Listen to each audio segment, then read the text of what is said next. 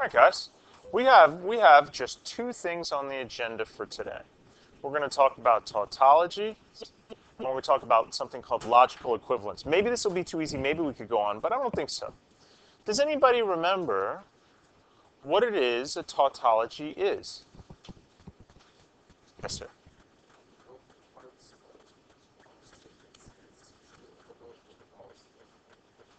I'm not sure about that one. Tautology, Danielle? Yeah, a tautology occurs when the entire last column of your proof turns out to be all what? All true. So that's the real fancy definition, a compound sentence that is always true. But a picture of it, just think of a proof like a truth table with the entire last column being true. Let's take a look at an example.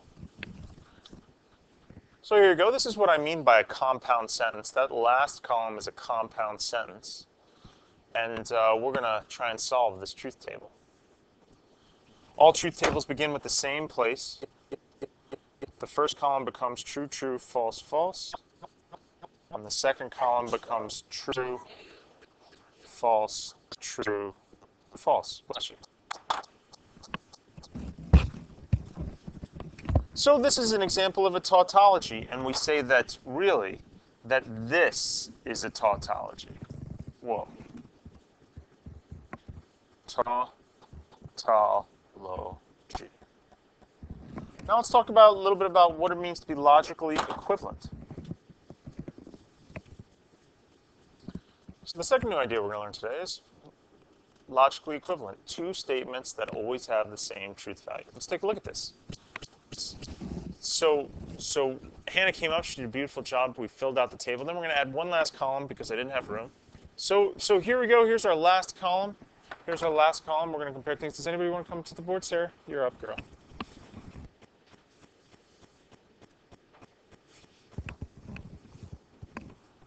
Tautology and logical equivalence was real boring, so we're going to go on to new stuff. Under the same ideas. We're on to the inverse, the converse, and the contrapositive. Please, take a minute or two, fill out this table. Then we're going to take a look at it. So we had Chris come up here and fill out our truth table. Chris, you are amazing. You did great work. Now, let's identify some columns that are logically equivalent and write them down. Tell me. Whoops. Sorry, I have to go dual screen. Which columns are logically equivalent? What's your name? Chloe? Chloe, tell me.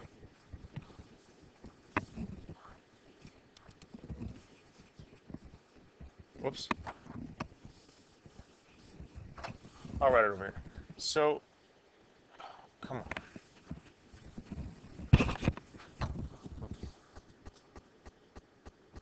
So, not P, then not Q, has the same value as which one?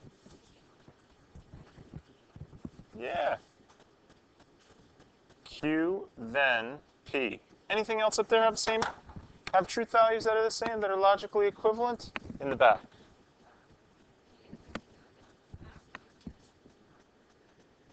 Sure, these guys also. P, then Q. And then let's see. Who else?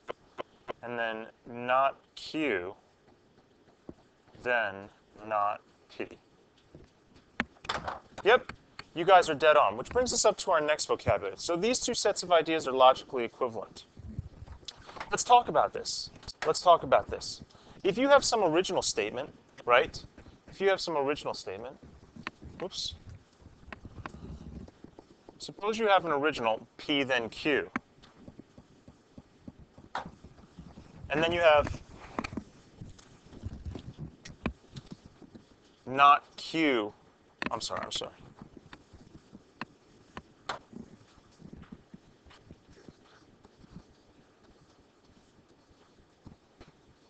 This statement right here is called the inverse.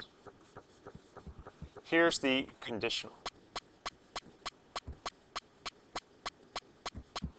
Okay. By definition, the inverse is just the negation of the original.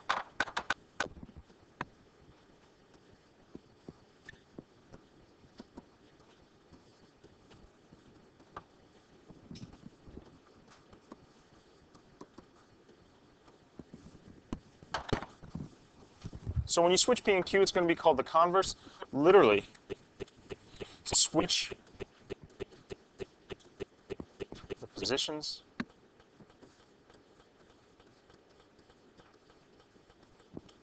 of the original statements.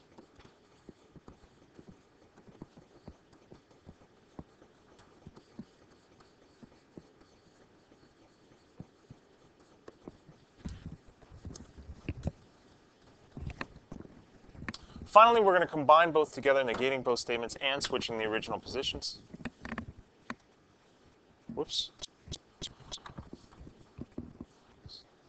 Come on, computer. Not Q and not P. And we're going to call this guy the contrapositive. Holy cow. And there you go. That's the contrapositive. Now, how can we make sense of this? Right? I know that was a lot of vocabulary to take down. I know it was slightly boring. How can we make sense of it? Let's go back to our original problem up over here. So there's some vocab, right? Here's our truth table. And here, Chloe helped us out. Chloe said these statements were logically equivalent. So what can you draw about that? Celine, that's brilliant. Brilliant. Yeah. So the conditional is always logically equivalent to the contrapositive, and the inverse and converse are always logically equivalent.